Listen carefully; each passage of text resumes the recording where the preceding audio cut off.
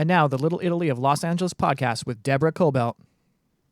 Hi, everybody. Thanks so much for joining us today for our Little Italy of Los Angeles podcast. I'm Deborah Zara Kobylt, and joining us today are a husband and wife. We've got Giuseppe Marisani and Skyler Mapes. Both of them are the founders of EXAU Olive Oil Company, one of the best I've ever had. So thanks, both of you, for joining us. Appreciate it.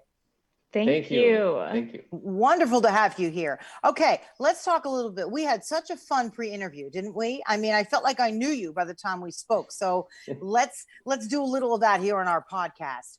Talk to me a little bit about how you met, because Giuseppe, I know that you're a third generation in Italy, and you're third generation, Skyler, from Oakland, California. How did you two get together and end up marrying and then forming this olive oil company?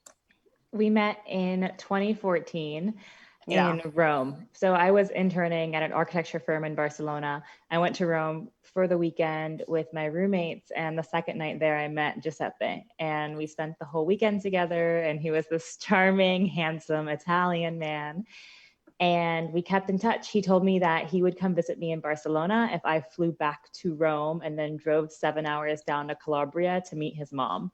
And this was only a few weeks after we met. So I got to meet his family very quickly. And from there, our relationship just sort of blossomed. That's really neat. It sounds like you both sort of knew right away. You met each other from two opposite ends of the earth almost, right? You know, you're on vacation, you know, and you were studying architecture, weren't you, at the time, Skyler? Yes, I had just finished my degree. Mm-hmm. And Giuseppe, you were a trainer, right, in Italy? Yes. What region in Italy are you from? Calabria, south. Calabria. Close to Sicily. So you met mom, and then how did that go? It went really well. So I was nervous because I had heard a lot of things about Southern Italian mothers, and they're very protective of their sons. And when we got there, Giuseppe's from a very small town, coastal town. So when we got there, I could smell the breeze from the sea and the saltiness. And I knew that we were really, really close to the water. And his parents opened the front door, and his mom kind of takes me into the kitchen. And there's all this food everywhere because it was our greeting meal, right? And so there's seppie fritte and all these different fried foods. Seppie fritte is fried cuttlefish, all these different fried foods that Calabrians are very famous for making. And we're eating and talking, and Giuseppe's mom is staring at me. She's leaning on the table staring at me, and we're like this. I could feel it almost like an Italian mama. They're like this, and she's reading everything about you, right? Yeah. So she's staring at me, and I'm growing concerned. So I asked Giuseppe, and I said, "Hey, why is your mom staring at me?" And he goes, "Mom, why are you staring at her?" And she goes, "Oh, excuse me. I'm sorry. I was watching to see if she enjoyed the food."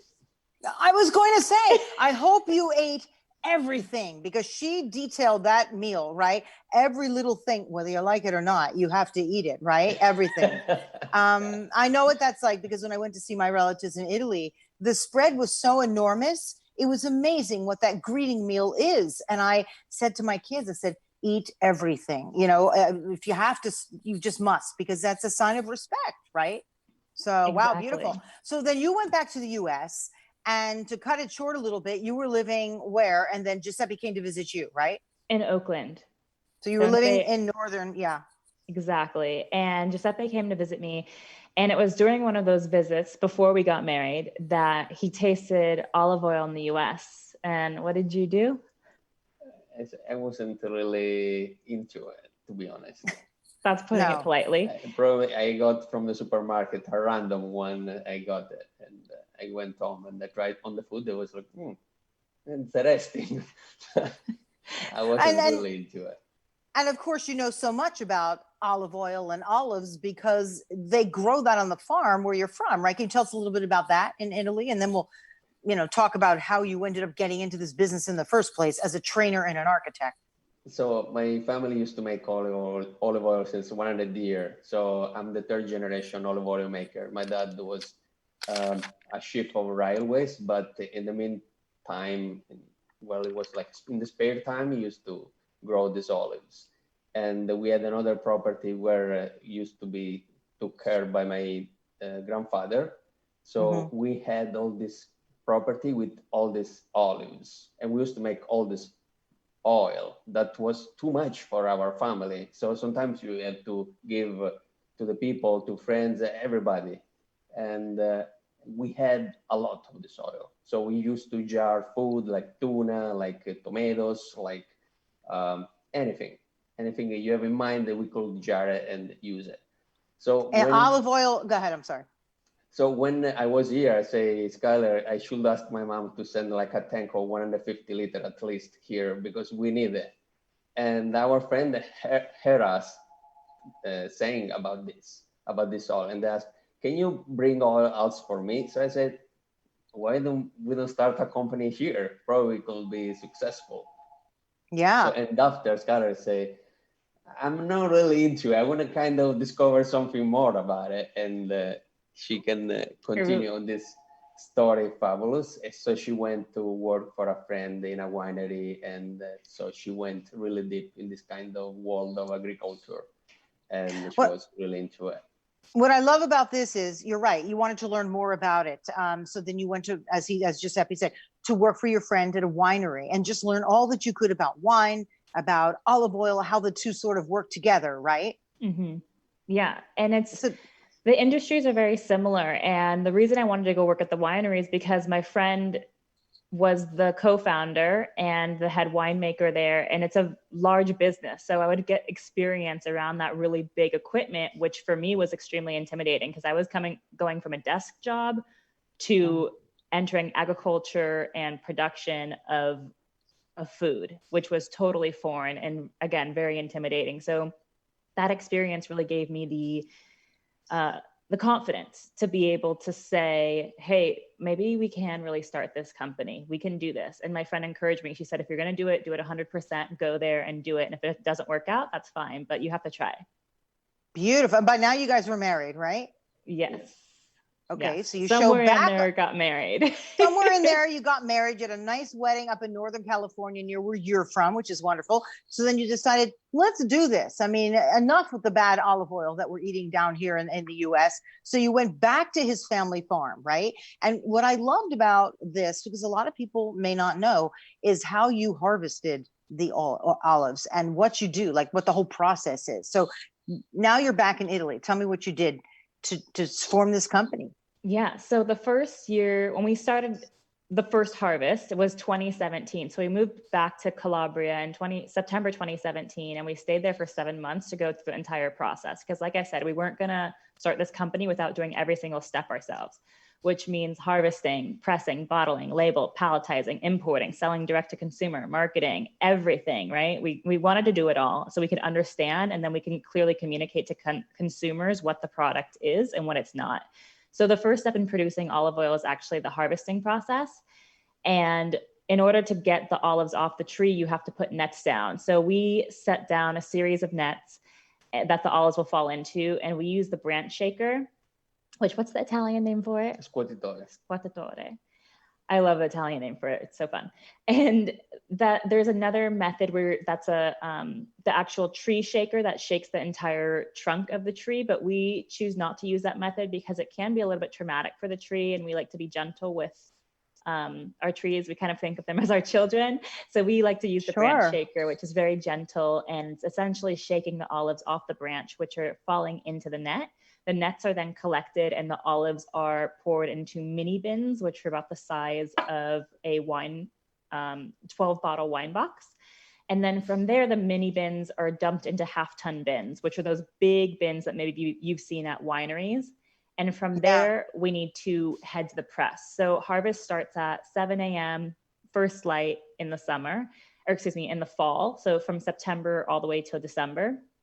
And once we get to the press, we want the olives to go in as quickly as possible. We're harvesting only for about 6 hours before the olives get to the press because we want to really create a high quality oil.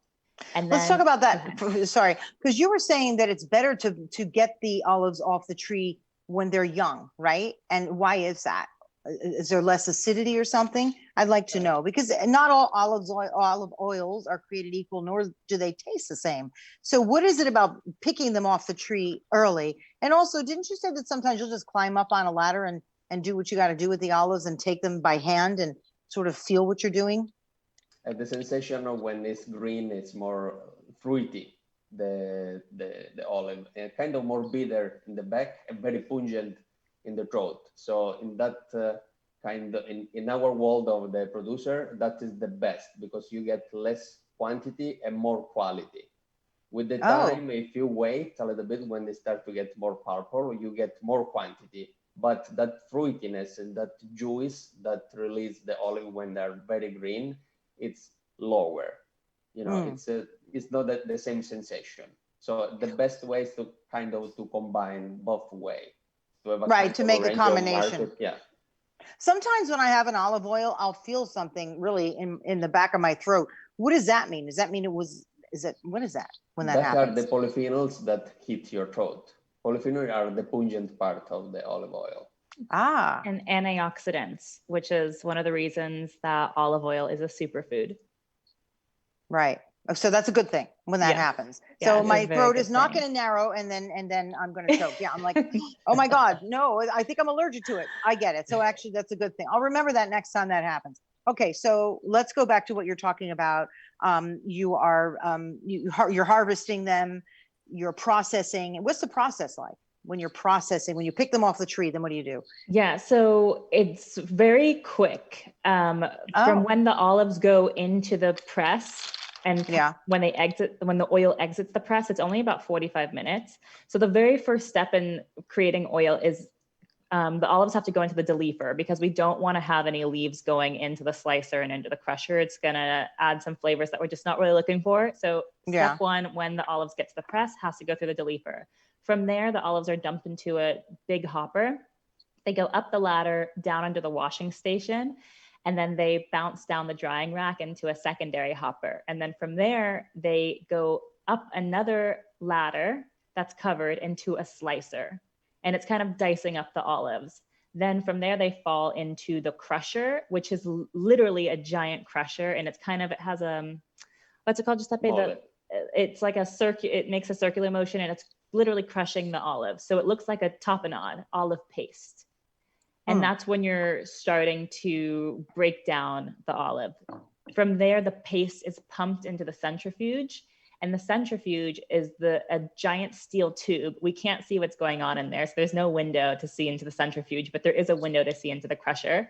I know, I wish we could see into the centrifuge. I know, I'm very interested. I'm visualizing it. You're very good at describing. I'm visualizing each little part that it's going through. I'm like, wait, can't see it? Oh, well, at least you could see what happens when it comes out of there. Exactly. And so the centrifuge is where the magic happens. So vegetable water, vegetable oil are separated, and then the pits and skins and all the stuff that's not going to be used in the oil is spit out onto this like exit tube from the centrifuge. And that, well, we'll get to that after we wrap up how the oil exits the machine. So vegetable water, vegetable oil have been separated, and it's going through a first filter, which is a very kind of rough filter.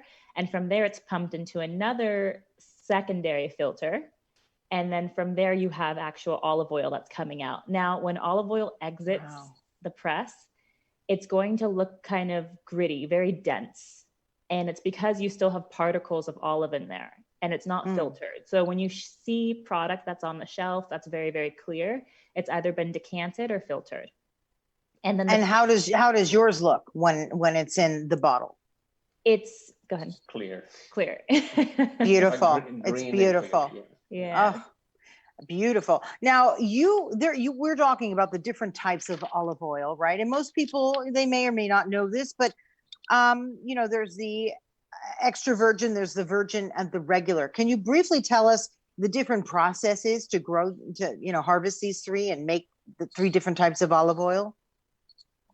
So the extra virgin is the olives that are harvested from the tree. So after we have the virgin, that is the olive that fall by themselves on the net. And the lampante is the last one, are the olives that are harvested from the soil. So all three have different Oh. acidity level. The extra virgin, following the regulation of International Olive Oil Council, are under acidity level under 0.8. If we are talking about virgin olive oil, it's between 0.9 and 2%. And if we are talking about lampante oil, we are talking above 2%. So how does the average person like know the difference? You know, you're at a restaurant and let's say you're using it to dunk your bread. How do you know the difference between them? How can someone tell and be more aware of what they're consuming? It's stinky. It's so what? For example, it's stinky. It's a bad word, but Stinky? it is. Yeah. So if for the example, extra the extra no, extra virgin, when you grab it, you have this sensation of like olives, harvested green, like sensation of herbal, aromatic herbal, apple, tomatoes, artichoke, almond, walnut. There are different flavor. There are also flavor as vanilla, banana. There are plenty of room. Like it's like making wine. It's the same way, same sensation. It is very similar. Yeah. It's awesome. It's awesome. But when you get a virgin or a lampante, you have this kind of sensation, like kind of more, the fat part of the prosciutto. Yes. Oh, you're making me hungry. Yeah. Come on, guys. Yeah, I do. Go ahead. Keep going. So that is a kind of that sensation. It has more of a meaty smell to it. Really? Okay. Yeah.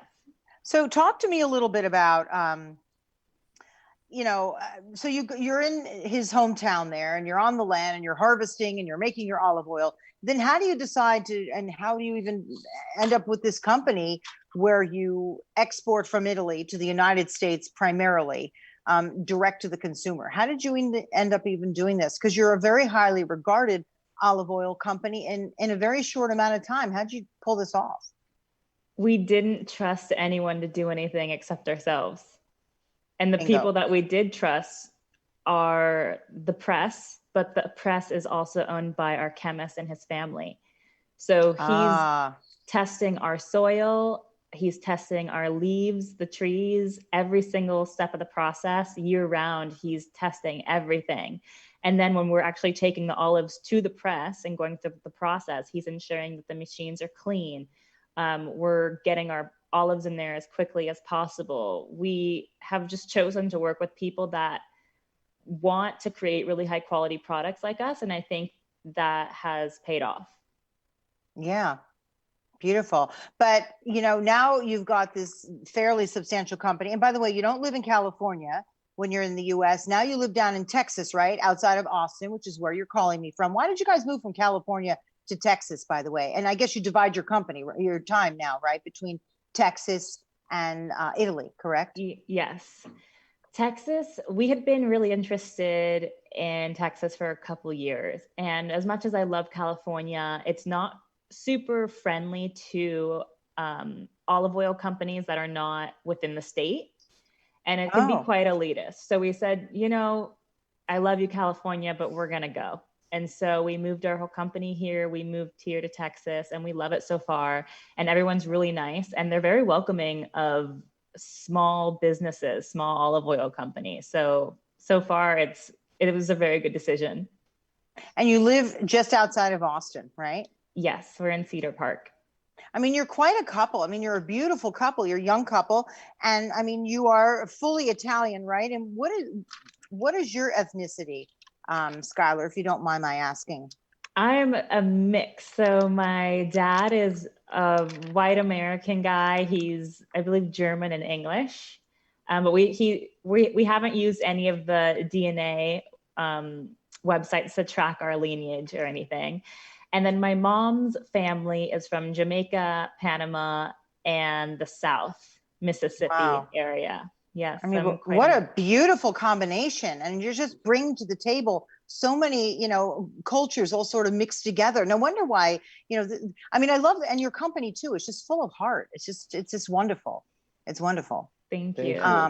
Tell me now, where can we find your olive oils? It goes direct to consumer. Isn't that correct? Exactly. So we're only direct to consumer. So you can shop online. Our website is EXAU and you can follow us on social media on Instagram and on Facebook. Again, that's EXAU Olive Oil, EXAU Olive Oil. And we have 3 different oils. One of them sold out, but you can still grab the Tutti and the Avis. They're delicious. And our oils are all named after Giuseppe's family members, people that have spent a lot of time in the trees, around the trees, helping us grow our business. I love that. Special. The Tutti is his dad, and the Lena is named after his mom, and the Avis is grandpa. Oh, wow. But what are the differences between them? I really love that. That's great. What are the differences when a person's ordering, other than family members? Like what's the difference in taste and consistency? The cultivar, which are the cultivated, stands for cultivated varietals. And we have several one, but this year we use like four kind. We use Lecina Carolea for the Avos. We use the Coratina and Carolea for the Turi, and Nocellara del Belice, Nocellara Messinese, Carolea Coratina for the Lina. And the Carolea varietal is very special because it only naturally grows within 70 kilometers of Calabria, and our property happens to be within that 70 kilometers, and it's all along the coast. So I always say that when I pass on, I want to come back as one of our trees because they have this beautiful sea front view. They're literally sitting up on kind of like a Malibu style cliff overlooking the sea, and that the sun rises in front of them and sets behind them. They have a very good life. What a beautiful piece of property your family owns. And they've had that now for 3 generations, or does that go further back? Three generations. 3 only. Wow. How many acres is that over there? About 20. Wow. Just enough to harvest, just enough to be manageable, and just enough to have a sustainable business too.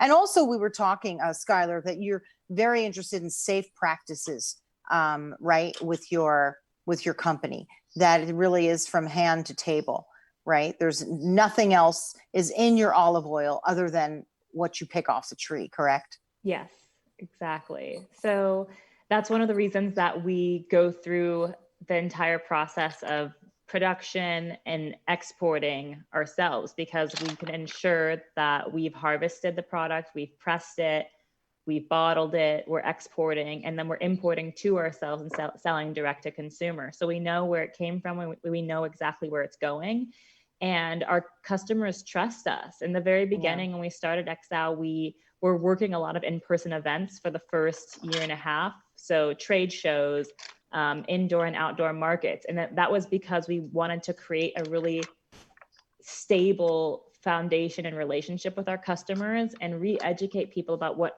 olive oil is and what it isn't. And then from there, it was very slow. Growing was very, very slow, but it built the foundation that we really needed.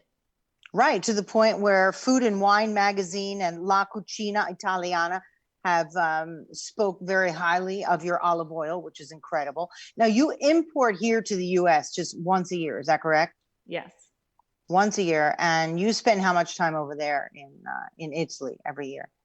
About 6 months. We're going to be going back for fall harvest in September, and we're not sure how long we'll be over there this time. There's a lot of work to do. A lot of work to do. Any problems or issues, being that, what's going on with COVID and that it's difficult to go there at this time, or I guess it's necessary because it's a business, right? Yeah, we're an essential business. So we're not concerned about getting there, but we are concerned about when we'll be able to come back. But again, we're in the food industry, so it is essential, and we are a little bit nervous about the travel process in itself, but it'll work out. It'll work out, especially if you're spending 6 months there. Who knows? A lot can change in 6 months. Just think about where we were 6 months ago. We barely even knew about this thing, COVID. So in 6 months, hopefully, it could be a little bit more in our rearview mirror. So all good things. Yes. I very much enjoyed talking to you. Is there anything else you want to add that I didn't even think to ask, if you would?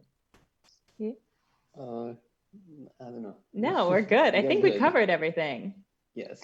Well, how about this? How can people get in touch with you? How can they find your olive oil and order it? And also, don't you have like an olive oil club too? We do have the olive oil club. It is currently sold out. So we're going to start the wait list and pre-orders in early fall. So look out for that in October. And you can find more information on exauoliveoil.com. Again, that's EXAU oliveoil.com. You can find us on social media, Instagram and Facebook, and also Twitter. EXAU Olive Oil is our handle on all platforms. And we do a lot of education in olive oil. And if you want to see the harvesting and pressing process, it's saved in our highlights and our stories on Instagram. And you'll be able to walk through the entire harvesting process with us this fall when we go back. And you're going back in September, right? Mm-hmm. Yes. Hoping to. By the way, what does EXAU mean? What does it stand for in Latin? Oh, it's a Latin word. It's a kind of a short version of Exalvis Olivis, which in ancient Roman Latin meant to be olives harvested the white. White stand for green, like the olive are destined to the nobility, the best of the best. Ah, beautiful. Thank you so much. Perfect ending actually to our podcast. So thanks again, both of you, for joining us. Have a very successful trip to Italy in about 2 months when you go over there. And I look forward to getting more of your olive oil at the house. It's really spectacular. I, by the way, use olive oil for everything. I'll even rub it on my face. Is that an okay thing to do? I've told friends of mine who are not Italian and they think I'm a little wacky. And I'll put it on my hair. I'll put it on my face. I'll rub it on my skin. It's okay to do that, right? I use it every single day. I have olive oil on as a moisturizer because it has high polyphenol levels. And I want to, we all want to stay young. So I want those polyphenol levels on my skin. I'm really serious. I even put it on my dad's hair when I thought he was balding and I started to rub it in his head. And people were like, you're completely bonkers. I said, I'm telling you, there's something to it. Olive oil is just very medicinal in all ways, however you consume it. What? I'm 70 years old. Does it look like... I knew you looked good for your age, Giuseppe. Thank you. Very, very young looking 70-year-old Giuseppe. Oh my gosh. And Skyler, what? You're 92? I mean, Yeah. Anyway, you both look terrific. Anyway, thank you both very much. We'll end on that. And I appreciate it. Everybody, please look them up on social media. EXAU Olive Oil, EXAU. It's a different kind of spelling. And now you know about it. And just order and it comes direct to you. You don't even have to go to the store to pick it up. So I enjoyed having both of you on very much. And I hope to meet you in person one time soon, perhaps in Italy. That'd be really great. Yes, come visit us. We're going to start doing tours eventually. 2022, probably. Yes, we'll do tours in Calabria. You can count on it. Honestly, you can count on it. We get a whole group of us from the Little Italy Association to come over. Wouldn't that be great? Yes. All right, everybody. Thanks so much for listening to our Little Italy of Los Angeles podcast. I really enjoyed talking to Giuseppe and Skyler about EXAU Olive Oil. Please order online and let me know what you think about it. Anyway, we'll see you next time. Bye-bye.